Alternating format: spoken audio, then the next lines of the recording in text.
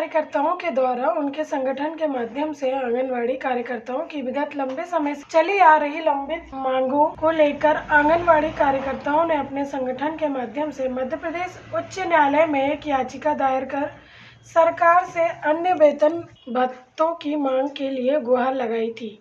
तो वहीं मध्य प्रदेश उच्च न्यायालय में आंगनवाड़ी कार्यकर्ता के पक्ष में फैसला सुनाते हुए मध्य प्रदेश सरकार को आदेश किया है कि आंगनवाड़ी कार्यकर्ताओं की जो समस्याएं दी गई हैं उनका शीघ्र ही हल किया जाएगा। क्या समस्या को लेकर आप न्यायालय गए थे? किस संगठन का माध्यम? सर, हमने 2022 में जो 47 दिन का हड़ताल किया था, उस पर हमको सफलता प्राप्ति नहीं हुई थी, बल्कि हमारे बीच में से 2-4 बहनें अब हमारे बीच नहीं हैं।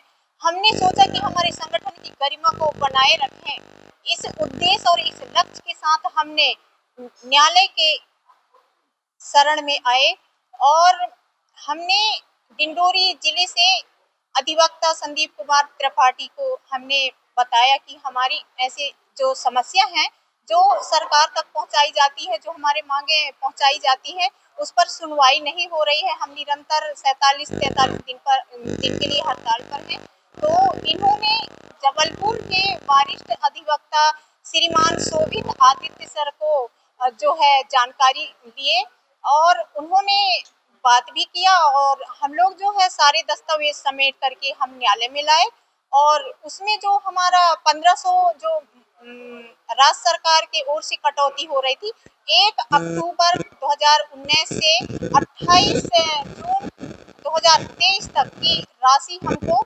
6% ब्याज की दर से एक मुफ्त एरियस बनाकर राज्य सरकार को दिलाए जाने का आदेश हुआ है। दूसरी बात ये है सर, जो इस पर भी जो हमको जो मानदेय दिया जा रहा था, ये कमी की गई थी, उसका दिया जाएगा।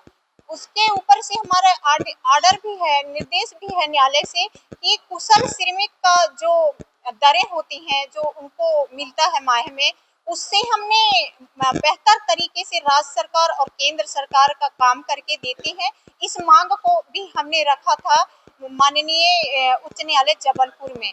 हमारे वरिष्ठ अधिवक्ता सर इस मांग को भी बेहतरीन तरीके से रखे और इसमें भी हमको सफलता मिली है और निर्देश दिया गया है कि कुशल श्रमिक से भी उचित मानदेय दिया जाए। और तीसरी बात ये है सर, हमारे जो ग्रेजुएटी है, हमको जो अधिनियम 1972 के तहत जो ग्रेजुएटी दिए जाने का जो नियम है, उस पर जो माननीय सर्वोच्च न्यायालय दिल्ली का जो ऑर्डर है 2022 का, तो 2022 में जो श्रीमान मंगन भाई भारिया ने जो सुप्रीम कोर्ट लड़े थे, उस ऑर्डर को हमने जो है न्यायालय में वकील साहब के माध्यम से, वकील साहब हमारे वरिष्ठ वकील साहब पेश किए थे, उसमें भी हमारी जीत हुई है और राज्य सरकार को यह निर्देश हुआ है कि 6 माह के अवधि के अंदर नया आदेश जारी कर याचिकाकर्ता को दिया जाए और 120 दिन के अंदर हमारे जो 1500 कटौती हुआ था, उसमें 6% ब्याज की दर से एक मुफ्त राशि एरियस बनाकर भुगतान किया जाए। मेरा नाम sir Suman Baghel, district president district Dindori. हम लोग बहुत लंबे समय से अपनी मांगे रख रहे थे, परंतु हमारी मांगों को सरकार अनसुनी करते गई है। हम लोगों ने आमरण अनशन भी किया है, 13 दिन का बिना पानी पिए हुए आमरण अनशन भी किया, 3-3 महीने की मानदेय भी कटवाई है और बहुत लंबे हमने आंदोलन किए, पर हासिल कुछ भी नहीं हुआ।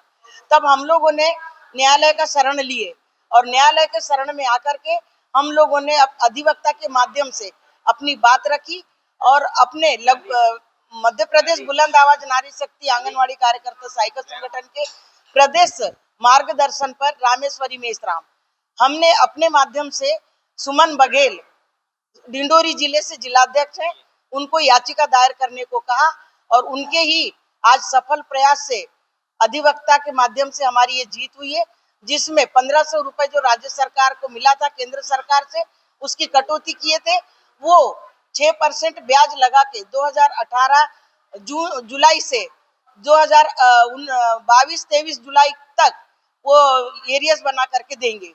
और आदेश हुआ। दूसरी ग्रेजुएटी लागू की गई है, तो ग्रेजुएटी के लिए भी सरकार अगर हमें देती है तो ठीक है, और नहीं तो फिर अगली कदम के लिए सोचना पड़ेगा। मतलब आपने न्यायालय में अपनी याचिका तो दायर किया जी। के माध्यम से, तो वो आप अधिकार जो आपसे मांग की थी, जी। उसको न्यायालय ने स्वीकार कर लिया। जी। बस न्यायालय ने आदेश भी दे दिया जी, सरकार को। जी। अब ये मामला सरकार में जाएगा। जी। आपका नाम, आपका शुभ नाम? रामेश्वरी मेश्राम, मध्य प्रदेश बुलंद आवाज नारी शक्ति आंगनवाड़ी कार्यकर्ता सहायिका संगठन भोपाल। जबलपुर से आशीष बाथरे की रिपोर्ट।